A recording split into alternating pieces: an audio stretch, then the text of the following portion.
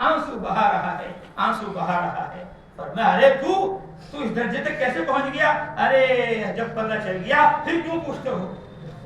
ارے تمہیں تو خبر ہو گئی، خدا نے کہہ دیا تمہیں، صرف تیرے بس میں منہ دھونا تھا، ہمارے بس میں دل دھونا تھا، ہم نے دل دھو دیا، تو نے اپنا کام کر دیا، ہم نے اپنا کام کر دیا۔ تو اتنے اونچے درجے پر پہنچ گیا کہ معلوم ہو گیا کہ سری کو بھی پتہ چل گیا، اس سر کا، اس راز کا بھی اس کو بھی علم ہو چکا ہے کہ اللہ نے کہاں پہنچا دیا۔ یہ ہے اللہ کا نام، جتنی غفلت سے بھی لیا جائے وہ اثر کیے بغیر رہے گا نہیں، اور جو فکر کے ساتھ لیا جائے کہ پڑھ جاؤ رب العالمین کے گھر میں اعتکاف کے لیے، رات میں بھی اللہ کا ذکر ہے، دن میں بھی اللہ کا ذکر ہے، صبح میں اللہ کا ذکر ہے، شام میں بھی اللہ کا ذکر ہے، ہر وقت ہر گھڑی ذکر میں مشغول ہیں، تو ذکر لا الہ الا اللہ بھی ہے اور ذکر تبلیغ بھی ہے۔ طٰہٰ مَا أَنزَلْنَا عَلَيْكَ الْقُرْآنَ لِتَشْقَىٰ، قرآن آپ کو اس لیے نازل نہیں کیا کہ آپ مشقت کے اندر پڑ جائیں، الا تذکرۃ لمن یخشیٰ، یہ تو نصیحت ہے قرآن اس کے لیے جو ڈرتا ہے، جو ڈرے گا وہ قرآن سے فیض حاصل کر لے گا۔ تو یہ نصیحت اس لیے ہے، اس لوگ ڈرنے والے اس سے فائدہ اٹھائیں گے۔ آپ اپنے آپ کو اتنا نہ کھپائیں تبلیغ میں اور دعوت میں، لعلک باخع نفسک الا یکونوا مؤمنین، کہ کہیں آپ کی جان نہ چلی جائے۔ تو رسول اللہ کو فکر تھی غیر ایمان والوں کی کہ وہ مسلمان بن جائیں، اور ہمیں عبداللہ عبد الرحمن اپنی اولادوں کی بھی فکر نہیں کہ وہ جہنم سے بچ جائیں۔ قوا انفسکم واہلیکم نارا، کہ اپنے آپ کو بھی جہنم سے بچاؤ اور اپنے گھر والوں کو بھی دوزخ سے بچاؤ۔ یہ اسی طرح فرض ہے، جس طرح ہمیں اپنے آپ کو جہنم سے بچانا فرض ہے، اسی طرح دوسروں کو بھی بچانا ہے۔ یہ درجے ہیں، قوا انفسکم، اپنے آپ کو بچاؤ جہنم سے، واہلیکم، گھر والوں کو بچاؤ، وانذر عشیرتک الاقربین، قریبی رشتہ داروں کو ڈراؤ جہنم سے، ان کو بچاؤ۔ اور ان المؤمنون، مسلمان ایمان والے، المسلم اخو المسلم، انما المؤمنون اخوہ، ایمان والے آپس میں بھائی ہیں، بھائی کی فکر کرو۔ لا یؤمن احدکم حتی یحب لاخیہ ما یحب لنفسہ، تم میں سے کسی کا ایمان کامل ہو نہیں سکتا جب تک کہ اس کے اندر وہ جذبہ جو اپنے لیے ہے دوسرے کے لیے نہ ہو جائے کہ میں اعتکاف میں آ کر پڑھ گیا، میں مدرسے میں آ کر پڑھ گیا، میں خانقاہ میں آ کر پڑھ گیا، میں نے اولیاء اللہ بزرگان دین کی صحبت کو اختیار کر لیا، میں چین سے نہیں بیٹھوں گا جب تک کہ سارے مسلمان اعتکاف میں نہ آ جائیں، میں چین سے نہیں بیٹھوں گا جب تک کہ سارے مسلمان مدرسے میں نہ آ جائیں، میں چین سے نہیں بیٹھوں گا جب تک کہ سارے مسلمان ذکر کرنے والے، تبلیغ کرنے والے، عبادت اور دعوت کو جمع کر کر پوری دنیا میں پھرنے والے نہ بن جائیں۔ اس وقت تک کہ مجھے سکون نہیں ملے گا۔ مومن کامل جبھی ہوگے جب تم پوری انسانیت کو جہنم سے بچانے کی فکر کرو گے۔ انما المؤمنون اخوہ، یہ چوتھا درجہ ہے۔ فرمایا اور پانچواں، کنتم خیر امہ اخرجت للناس، تم بہترین امت ہو، اخرجت للناس، پوری انسانیت کے لیے نکالے گئے ہو۔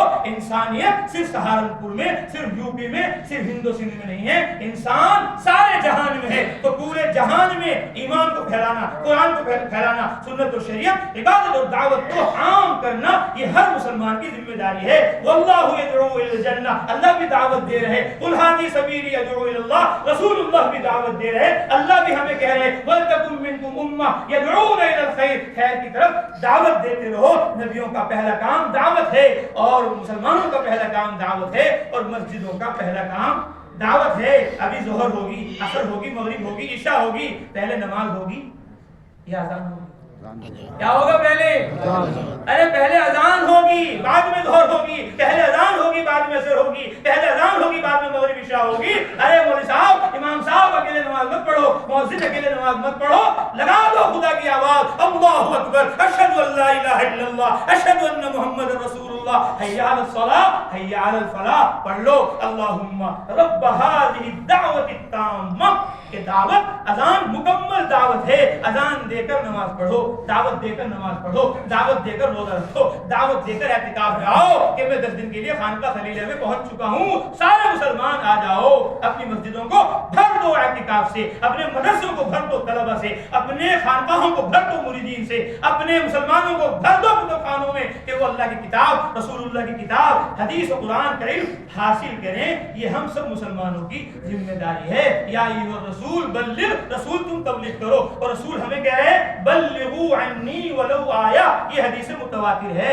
حدیث متواتر کا درجہ قرآن کی آیت کے برابر ہے، اور محدثین نے لکھا یہ ایسی حدیث متواتر ہے جس جیسی حدیث متواتر ہمیں ذخیرہ حدیث میں نہیں ملتی۔ 63 صحابہ صحابہ نے اس کو روایت کیا ہے، جن میں 10 عشرہ مبشرہ وہ ہیں جن کو رسول اللہ نے دنیا ہی میں جنت کی بشارت دے دی. بلغو، سارے مسلمان تبلیغ کرو، انی، میری طرف سے، ولو آیا، اگرچہ ایک آیت ہی کیوں نہ ہو. اس لیے سب نیت کریں، ارادے کریں کہ انشاءاللہ علم میں بھی لگیں گے، ذکر میں بھی لگیں گے، تبلیغ میں بھی لگیں گے، مدرسوں کو بھی، خانقاہوں کو بھی اور تبلیغ کو بھی آباد کریں گے. اس کے لیے اپنا تن من دھن سب قربان کریں گے. اسی سے جہنم سے بچیں گے. قوا انفسکم، اپنے آپ کو جہنم سے بچاؤ. من اعتکف یوما ابتغاء وجہ اللہ، اللہ کی رضا کے لیے جس نے ایک دن کا اعتکاف کر لیا، اللہ اس کے جہنم کے درمیان 3 خندقیں حائل فرما دیں گے. لو جعل القرآن فی احاب، قرآن کو چمڑے میں رکھ دیا جائے، عمل کر لیا جائے تو ما مسہ النار محترقہ، آگ اس کو جلائے گی نہیں. الصوم جنہ،